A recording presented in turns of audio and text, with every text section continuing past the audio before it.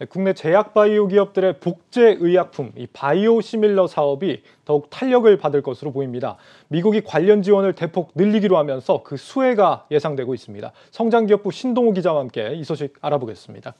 신 기자, 이 바이오 시밀러가 흔히 말하는 이제 복제약을 말하는 거잖아요. 네, 맞습니다. 이게 그 산업이 어떤 경쟁력을 갖고 있는 겁니까? 우선 그 산업을 살펴보기 전에 이 바이오 시밀러에 대해서 좀 간단하게 말씀드리자면요. 이 바이오 시밀러는 오리지널 바이오 의약품을 이제 복제한 의약품이라고 이제 명명할 수 있을 것 같은데요. 합성 의약품의 경우 이제 동일 성분을 좀 화학적으로 합성하기 때문에 이제 복제 의약품 제네릭으로 불리고 있고요.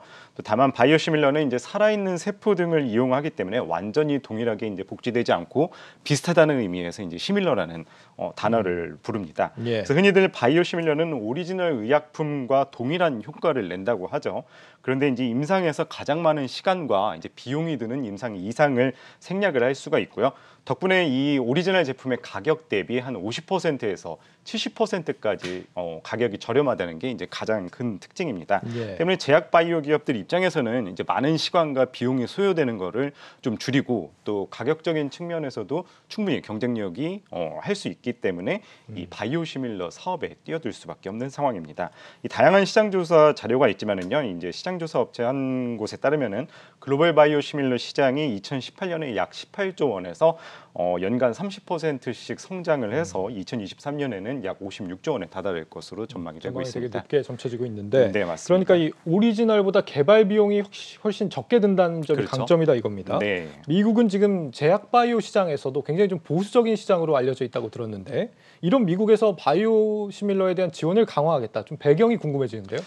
네, 사실 그간 이 오리지널 제약사들 이제 몇 군데 같은 경우에는 아무래도 이제 바이오 좀 가격이 싼 바이오 시밀러 제품이 나오면은 자기들 입장에서 이제 피해를 받지 않습니까?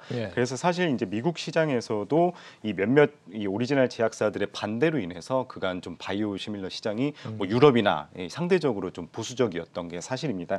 그런데 아무래도 이 바이오 시밀러 시장의 확대는 이제 시대의 흐름을 흘러갈 수밖에 없다. 뭐 이렇게 말씀드릴 수 있을 것 같은데요. 아무래도 이제 고령화 사회가 진행이 되고 글로벌적으로 그 다음에 좀 약가 부담을 좀 줄이고 뭐 의약품 접근성을 좀 높이기 위해서 이제 바이오 시밀러 시장을 좀 확대시킨다 이렇게 말씀드릴 수 있을 것 같아요.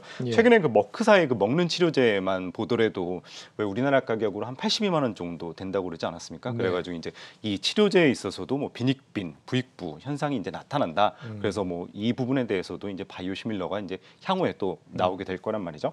그렇기 때문에 어떻게 보면은 이 바이오 시밀러 시장이 이 시대의 흐름 속에 조금 확대가 되는 것 같은데. 이 사실 이 미국의 바이오 시밀러 장려책 같은 경우에는 트럼프 행정 때부터 이제 조금씩 시작이 됐다 이렇게 말씀드릴 수 있을 것 같아요. 이 트럼프 행정부 때 핵심 의료 정책이 약가 인하 정책이었는데요.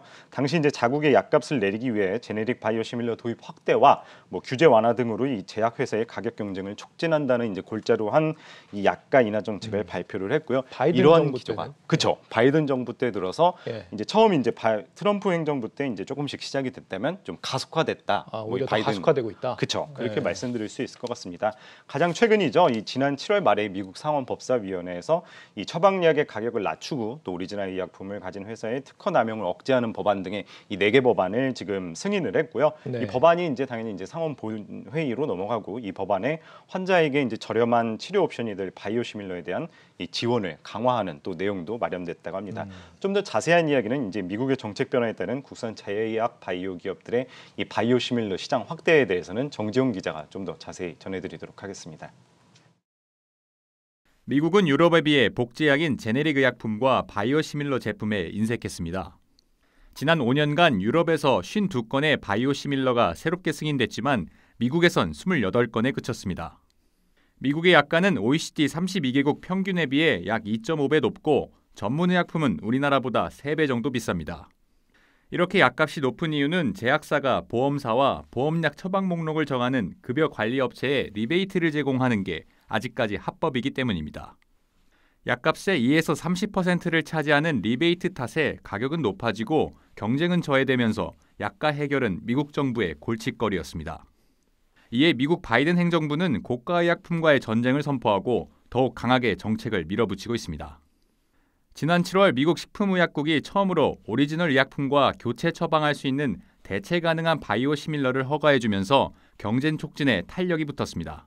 제약사를 보호해주고 했었는데 워낙 이제 신약에 대한 의료비가 너무 높으니까 부담감이 좀 있는 것 같아요. 결국은 신약에 관련된 부분에 접근성이 원활하지가 않으니까 시밀러를 확대할 수밖에 없지 않겠느냐.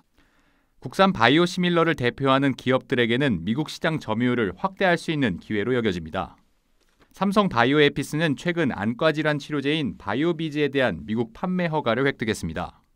여기에 내년 상반기를 목표로 시장 규모가 더 큰 아일리아까지 임상을 끝내고 판매 전략을 수립할 예정입니다.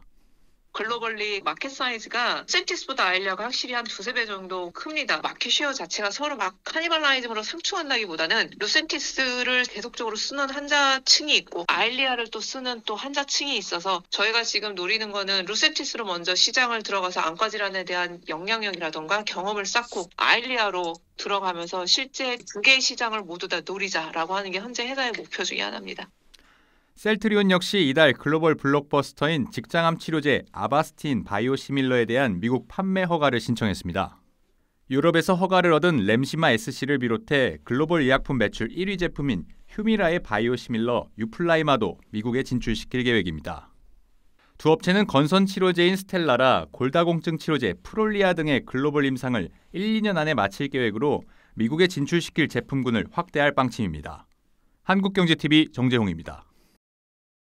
네, 삼성 바이오에피스와 셀트리온의 바이오시밀러가 수혜주로 기대를 모은다 이런 건데 여기 말고 혹시 국내 다른 기업들은 뭐 기대가 되는 곳은 없습니까? 네, 일단 그 정재훈 기자 리포트에서 봤듯이 가장 선두를 달리고 있는 것이 이제 삼성바이오에피스와 셀트리온이고요. 예. 미국 FDA에서 한 8개 제품을 지금 바이오시밀러로 돼 있는 상태고요. 예. 국내 이제 좀 살펴보면은 제약 분야의 맏형격이라고 할 수 있는 이제 그 동아소시오그룹의 계열사인 동아 ST가 이 세계 시장 규모 9조 원으로 추산되는 이제 건선 치료제 이 스텔라라의 바이오시밀러를 출시할 예정이라고 합니다. 동아 ST. 그렇죠. 네. 동아 ST가 이제 지난 1분기에 미국에서 임상 3상을 개시를 했고요. 이 스텔라라의 미국 특허 만료 시점이 오는 2023년이라고 하거든요. 그래서 여기에 맞춰서 이제 향후 이제 차근차근 개발할 예정이라고 합니다.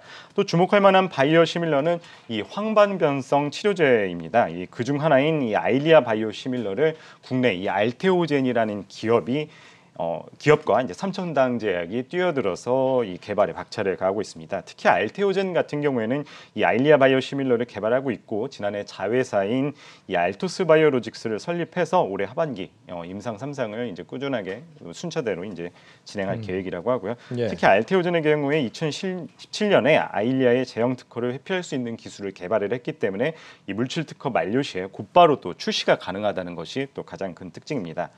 이처럼 국내 기업들이 미국 시장에 이제 또 특히나 열을 올리는 이유가 아무래도 이 미국 바이오시밀러 시장이 이 그간 좀 보수적이었던 거에 반해서 또 시장이 굉장히 크기 때문인데요. 예. 이 시장 조사 기관에 따르면은 미국 바이오시밀러 시장의 연평균이 약 27%씩 성장을 한다고 해요. 오는 2028년에는 약 308억 달러, 우리나라 돈으로는 약 36조 원에 달할 것으로 예측이 되고 있습니다. 예.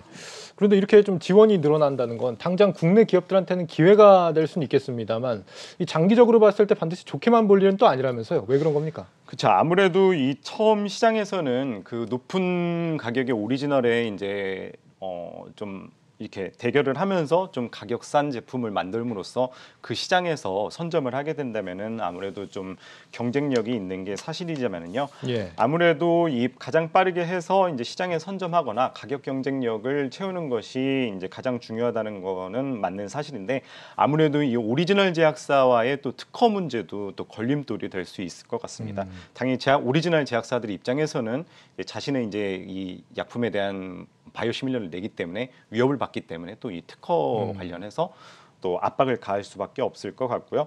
또 바이오시밀러 약들의 출시 이후에는 또 오리지널 가격을 또 낮추려고 하기 때문에 또 바이오시밀러와의 이제 경쟁이 심화될 것으로 보이고 또 이후에는 이제 바이오시밀러를 이제 만드는 제조사들 같은 경우에 그끼리 이제 저가 경쟁을 벌일 수 있기 때문에 또 부정적인 영향이 있을 것 같습니다. 그래서 처음 말씀드렸듯이 가장 빠르게 이제 개발을 해서 시장을 얼마나 빠르게 또 선점을 하느냐가 아무래도 가장 중요할 것 같습니다. 그 당장은 좀 수혜가 점쳐지지만 앞으로의 경쟁력은 초기 시장 선점에 따라 달렸다라는 얘기까지 들어봤습니다. 성장기업부 신동욱 기자였습니다. 잘 들었습니다.